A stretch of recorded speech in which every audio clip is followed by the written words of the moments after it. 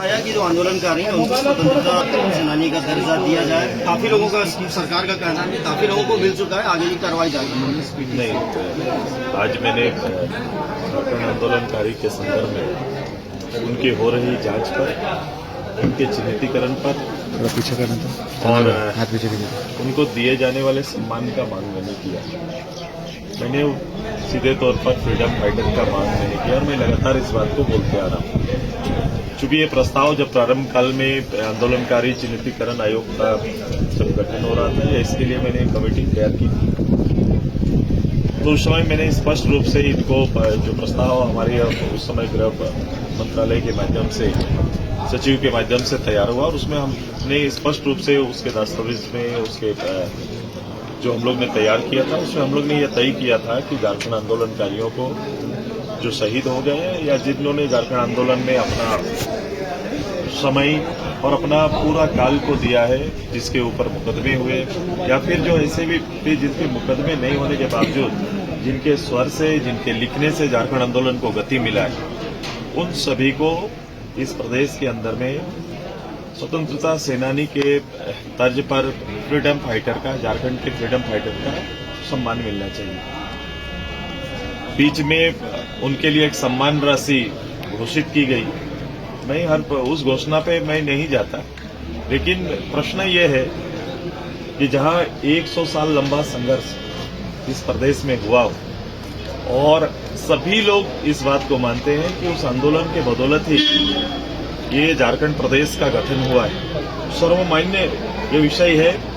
और यदि ये विषय है तो उनके लिए लड़ने वाले लोगों को उसके ही प्रदेश में सम्मान मिले और उसका दर्जा एक स्वतंत्रता सेनानी के रूप में हो, ये मैंने मांग की है। सरकार ने उस पर कोई जवाब नहीं दिया है। सरकार ने अपने दिए जाने वाली सुविधा की चर्चा की, लेकिन उसमें सबसे बड़ी मुद्दा ये है कि आपके 3,000, 5,000 या 7,000 की राशि के लिए कोई अलग राज्य के लिए लड़ा नहीं।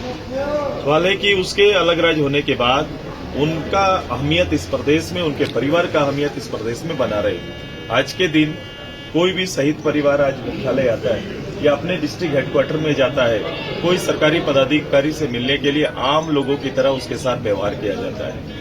वो सरकारी अतिथि नहीं बन सकता। आज सिद्धू कानू, चांद भैरव जिनके नाम पर लोग आगे बढ़ते हैं, स्वर्गीय बल महतो, ये सारे जितने भी लोग जो इस प्रदेश के लिए या फ्रीडम फाइटर देश के लिए जो लोग यहाँ के जल जंगल जमीन के लिए संघर्ष किया है, ऐसे लोगों का सम्मान नहीं हो पाता। एक साधारण कलेक्टर अगर रांची आते हैं, जिला मुख्यालय में जाते हैं, उनके लिए सर्किट हाउस खोला जाता है, लेकिन इन आंदोलनकारी और उसके परिवार के लिए ठहरने के लिए एक छत भी नहीं हो पाता। ये सम्मान का विषय है। सरकारी समारोह में चाहे कोई भी छोटा बड़ा कुछ भी समारोह हो, कहीं भी इनकी पूछ नहीं होती है, कहीं इनको बुलाया नहीं जाता है।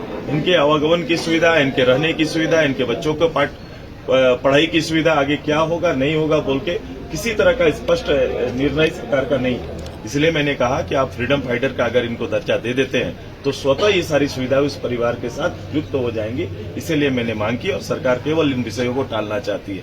हमने समय सीमा पूछा, आश्वासन आया, सरकारी पक्ष के विधायक भी इस विषय के साथ खड़े हुए, वो खुद स्वीकार करके बोल रहे हैं इसमें कुछ भी नहीं हुआ है। बावजूद स्पीकर साहब ने कहा कि इस बार छोड़ दीजिए। ये छोड़ते छोड़ते ये समय निकलते जा रहा है। झारखंड के मूल लोगों का हाशिए में है और लगातार आप देखेंगे उनका आंदोलन चलते रहता है। आंदोलन करने वाले अपने ही प्रदेश में अपने अधिकार के और सम्मान की मांग करते रहते हैं। यही मैंने पूछा।